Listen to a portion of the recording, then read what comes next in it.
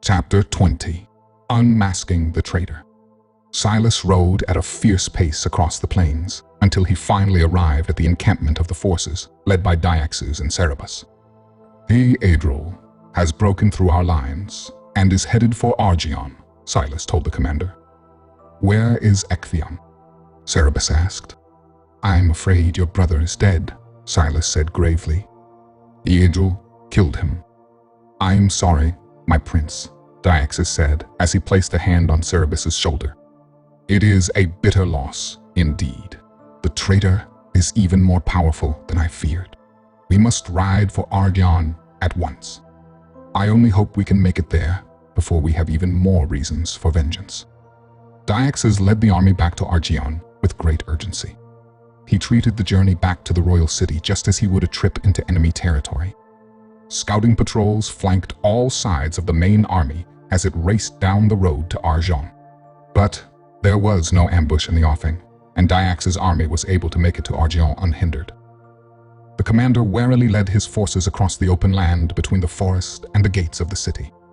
A thick fog had set in. As a precaution, he ordered that his soldiers draw their weapons. He held his magnificent sword in his left hand, ready to strike at a moment's notice. They passed through the gates of the city, unchallenged. Nothing looked amiss in the city as the commander approached the king's castle.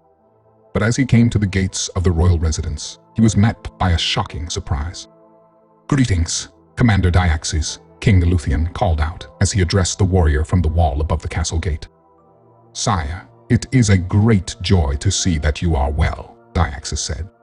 It seems my antidote worked, after all, Adrol remarked as he stepped into view and stood next to the king. Diaxes' jaw dropped in shock. Your Majesty, I fear you have been gravely deceived. You are in the presence of a traitor. Even now, I return to bring you devastating news of his latest atrocity.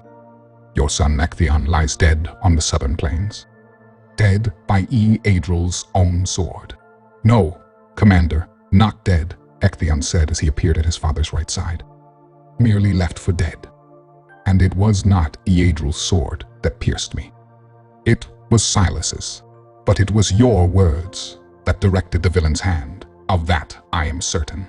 If Adrol had not arrived to drive off Silas and bind my wound, I would have returned to Arjon in a box, not unlike the ones into which your treachery placed Arlon, Diolus, and Lucinda. Will you suffer such accusations, Commander? Silas asked, in a voice loud enough for all to hear. Is this your reward for your unfailing service to this kingdom? You have the strength of the army on your side. The king is weak and too easily deceived by treachery. I say this kingdom needs a new king. Who is with me? Diaxes' army loudly affirmed Silas's sentiments. Why has Diaxes fallen silent? Eluthian spoke in Adrol's ear. Why does he let this fool speak for him? He is playing out his act to the bitter end, Adrol said in a low voice. He is making it appear as though he is being spontaneously drafted into leadership, when in fact he has orchestrated events to this very end. You see, Silas boldly proclaimed to the king, the people have spoken. You have lost the allegiance of your army. Now, there is no one left to support your claim to the throne. I beg to differ, King Eluthian said calmly. Open the gates. The gates rolled open and out marched rank upon rank of armor-clad warriors. The white tunics that covered their chainmail shirts bore the image of a golden dove-handled sword, the mark of the order of the Demonslayer. Even as his men rushed forward to engage the holy knights, the commander was planning his retreat. Adrol noticed Diaxes' movement away from the fray. The traitor is getting away, Adrol shouted. Seize him. The knight immediately left the king's side to chase after the commander. But closing the distance was no easy task. After descending from the wall, he had to fight his way through the battle that raged in front of the palace gates. But it was becoming clear that the mercenaries were losing their resolve in the face of the noble knights. Many of their number were following the commander's lead and fleeing from the city.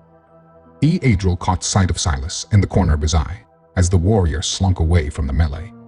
But Eadril was content to let him go, choosing instead to stay on Diax's trail. Eadril had lost too much time fighting his way through the crowd in front of the palace. By the time he reached the city gate, the commander was nowhere in sight. Cerberus rode up from behind seconds later. "Why have you stopped here?" the prince asked. "Where is Diaxes?" "He has passed into the mist," Eadril answered. "I fear it will be nearly impossible to find him now." "Is the battle at the palace over?" "Diax's soldiers have been defeated, although Silas has also slipped away," Cerberus said. "Shall I organize some soldiers to set off in pursuit of the traitors?" "Send out some soldiers you trust to round up Silas and any of those loyal to Diaxes," Eadril said. "However, I do not expect we will catch many of them, since they have this thick fog to cover their escape. I will personally lead the effort, and I will not stop until I have found Diaxes," Cerberus vowed.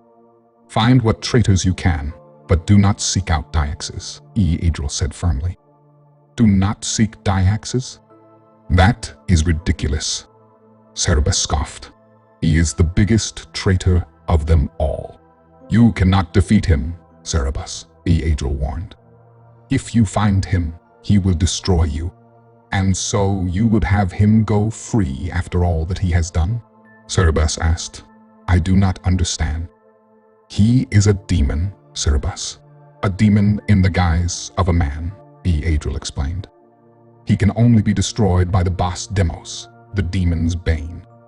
That sword is lost, Cerberus, and until it is found, the demon Diaxes is beyond our reach." "Then I will find that sword," Cerberus vowed. "There are already many others looking for the sword, knights who have devoted their entire lives to its pursuit," Eadril said. "Your father needs you here."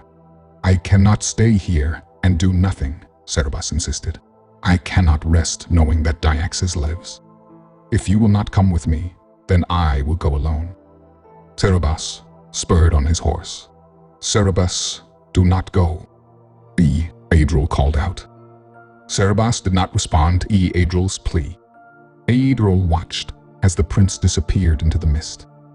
The story continues in the Demonslayer Chronicles, Volume 2, The Demon Hunters.